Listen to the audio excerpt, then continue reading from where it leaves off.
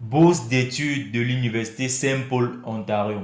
Alors, bienvenue les amis, bienvenue dans cette nouvelle vidéo. Aujourd'hui, on va parler d'une bourse d'études offerte par l'Université Saint-Paul.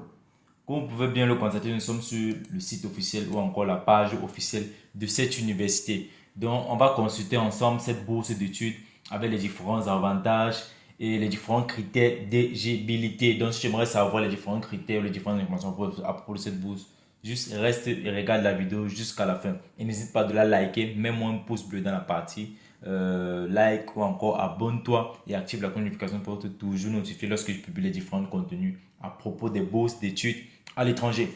Alors, sans plus tarder, on va aller consulter ces différentes informations.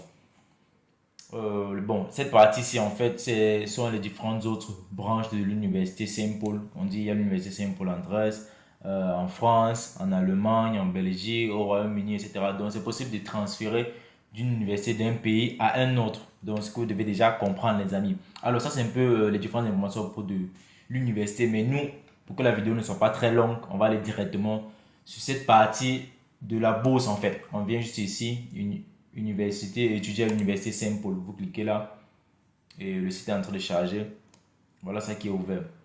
Alors, on vient juste sur droit de scolarité et de bourse. C'est là-bas où vous cliquez. Vous patientez les différentes informations pour cette bourse. Bon, oui, c'est même pas une seule bourse en fait, c'est plusieurs bourses. Il y a la bourse pour le sigle licence, pour le sigle master et pour le sigle PhD ou encore le sigle doctorat en fait. Alors les amis, on va faire la lecture. On dit droit de scolarité et de bourse. Droit de scolarité, étudiant en français obtenu une bourse. Autre bourse offerte aux étudiants internationaux. Alors ce que vous devez savoir sur cette bourse, vous avez la possibilité d'étudier en français. Cette université est bien au Canada. Alors les amis, ça c'est une petite annonce. Je vous donne rendez-vous dimanche sur la chaîne YouTube à 19h GMT pour un débat sur la procédure d'études en Italie. Donc si vous aimeriez savoir tout en Italie, comment faire pour immigrer en Italie, pour le travail, pour les études, juste on te donne rendez-vous dimanche à 19h GMT sur la chaîne YouTube. Donc rendez-vous dimanche les amis. En français, dans la ville d'Ontario en fait. Alors les amis, on va voir les différentes informations à propos de la bourse. On dit bourse étudiant en français pour étudiants internationaux. Étudiants internationaux nouvellement inscrits dans un des programmes de l'université offert en français. On a le baccalauréat spécialisé et maîtrise. Bon, en fait, le baccalauréat chez eux là-bas, c'est le sigle licence, mais ils appellent ça bachelor. Encore baccalauréat, le sigle licence en fait. La maîtrise, c'est le master. Bénéficier d'une bourse de 1 500 $ par semestre. Donc voilà ça. Et pour les étudiants en cycle doctorat, une bourse de plus de 4 500 par trimestre, soit les mêmes droits de scolarité que les Canadiens. Alors, ce que vous devez comprendre, c'est que les différents étudiants internationaux qui vont se rendre, qui vont obtenir cette bourse, en fait, vont payer les mêmes frais de scolarité que les étudiants canadiens, en fait. Voici les différentes informations pour de la bourse. Encore, on dit que cette bourse est accordée pour la durée normale d'un programme de baccalauréat ou encore un programme de licence, soit un maximum de 4 ans ou de 8 trimestres. Donc, c'est ça, les amis. Alors, on dit pour un semestre de 2 ans à la maîtrise et de 4 ans pour un doctorat à raison de 3 semestres par année. Donc, voilà les informations, les différentes informations que vous devez comprendre. Pour un master, on a dit pour le master, c'est 2 ans. Et pour le doctorat, c'est 4 ans. Conditions générales d'admission. Voilà les différents éléments les plus essentiels pour voir comment être admis pour cette bourse. Être admis pour la première fois à l'université Saint-Paul dans un des programmes de baccalauréat, de maîtrise ou de doctorat offerts en français. C'est-à-dire ne pas avoir étudié à l'université Saint-Paul au préalable. Donc, ça veut dire que tu ne dois même pas avoir étudié là-bas à l'université Saint-Paul. Déjà, si tu es un étudiant international en fait, autant pour moi, ça veut dire que tu n'as jamais étudié là-bas. Donc, sur cet aspect-là, on va juste passer. Selon les conditions d'admission du programme choisi et avoir une moyenne d'admission d'au moins 85%. Alors, déjà pour vous, et c'est que vous êtes capable, vous aurez de bonnes notes. Conditions spécifiques pour les étudiants aux études supérieures. Alors, voici les conditions spécifiques.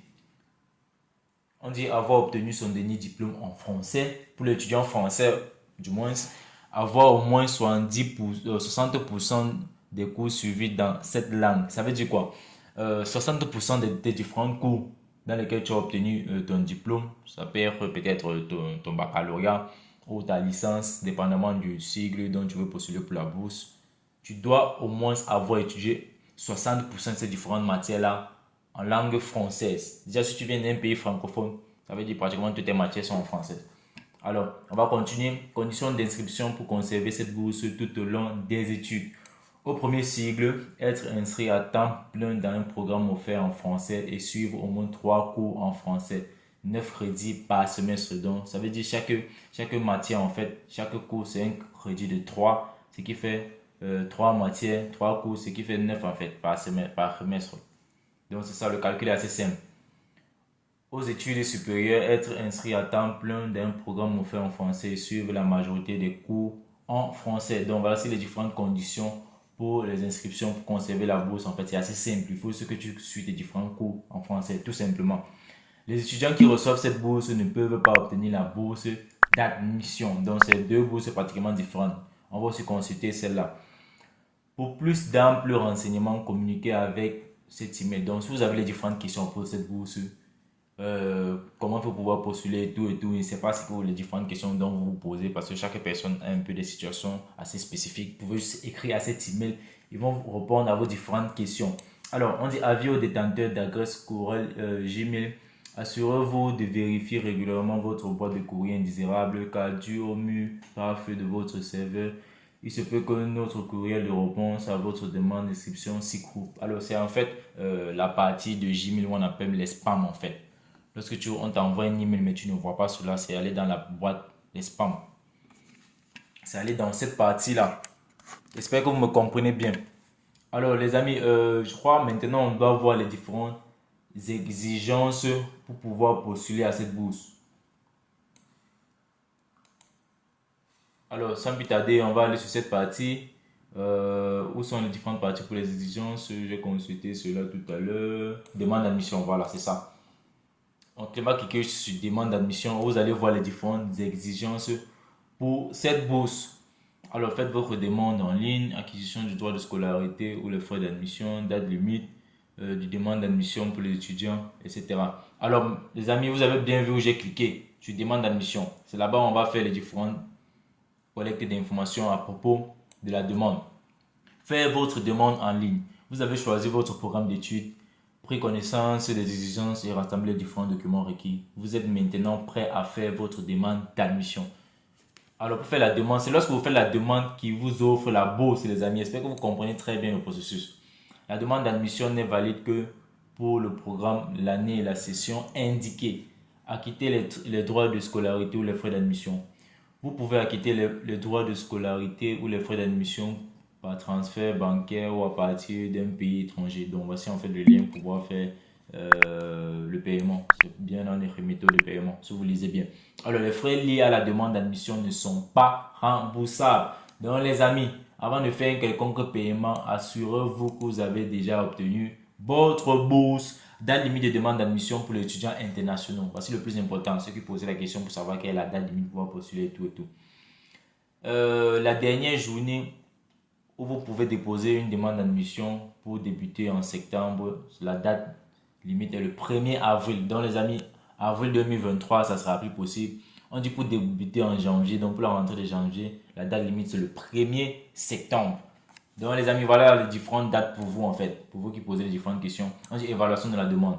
Le bureau des admissions du registre et des services étudiants procède à l'évaluation d'une demande d'admission seulement lorsque l'ensemble des différents documents exigés est reçu. La réponse de votre demande d'admission vous sera envoyée par courriel par le programme de l'année ou le trimestre indiqué. Assurez-vous que vos renseignements personnels sont exacts sur la réponse à votre demande d'admission de l'université Saint-Paul. Pour toute correction, communiquez avec le bureau d'admission à l'adresse admission@usipol.ca. Alors les amis, voilà les différentes informations à propos de cette bourse de l'université Saint-Paul au Canada qui vous offre des frais de réduction assez incroyables. Donc vous payez les c'est en fait ce qu'il disait la dernière fois, vous devez maintenant payer les mêmes frais que les étudiants canadiens en fait. Donc ce sont des frais d'exemption. Donc vous allez payer les frais moins chers. Ici, c'est une bourse scolaire où on vous donne une réduction de $1 500 pour les étudiants internationaux pour le cycle licence et pour les étudiants pour le cycle master et PhD c'est $4 500.